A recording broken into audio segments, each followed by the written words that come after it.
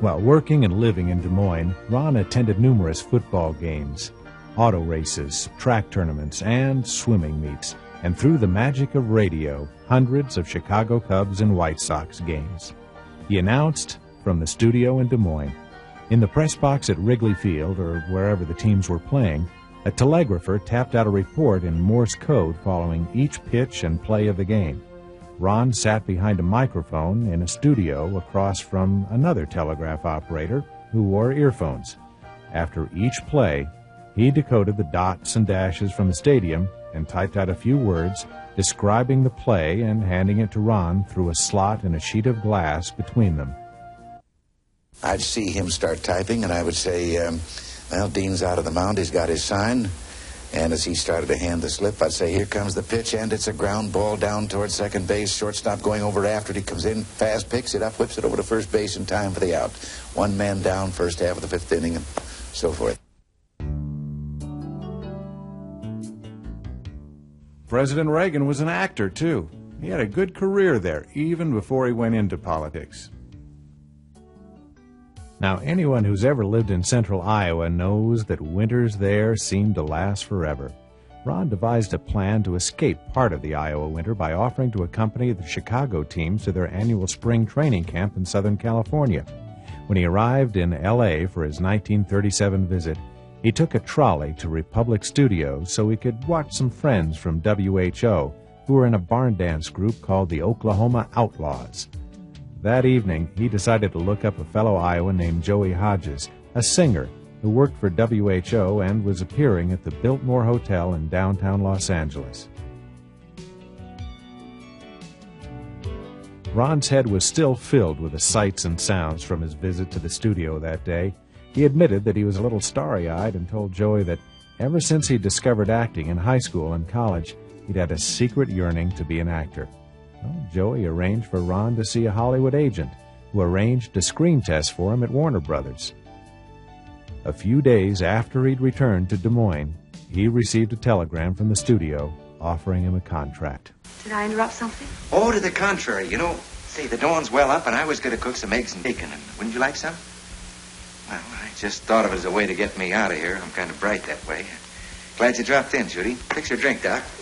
In the next 10 years, he made 53 movies. It's a gift. 31 before the war, 22 after. Whatever it is, you're trapped, and I'm trapped. And no amount of bright, honest talk will help. I don't want any help. Ron wasn't very proud of some of his earlier B movies, saying they didn't want him good, they wanted him Thursday. Hi, Sarge. You can't fire me. I can't, eh? Get out. There's a little slip of paper. I believe they call it a contract. You know, where two minds meet and one of them gets the worst of it. I'll break it if I have Grant to. McKenzie doesn't draw that kind of contract. All right, drag me through the courts. Okay, sweetheart. I'll be suing you.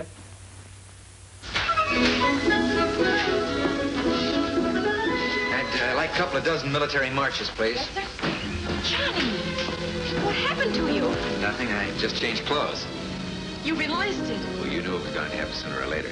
Oh, you look wonderful in that uniform. Not any better than the rest of the fellas. We all have the same tailor.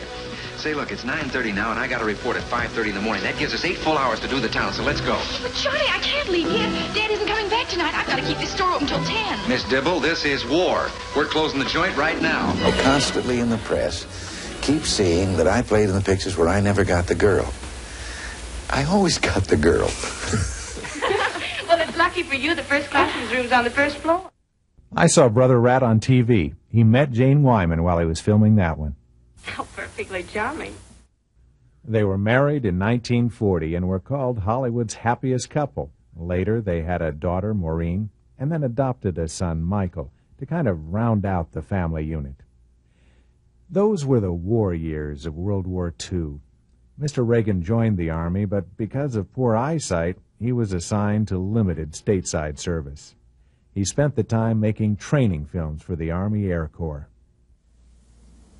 Hey, fellas, get a load of this wire. Anybody I know, John?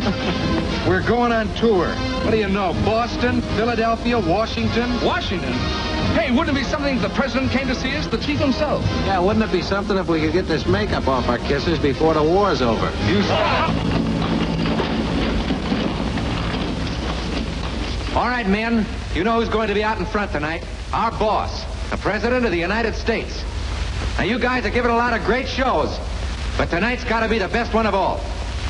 All right, Sergeant.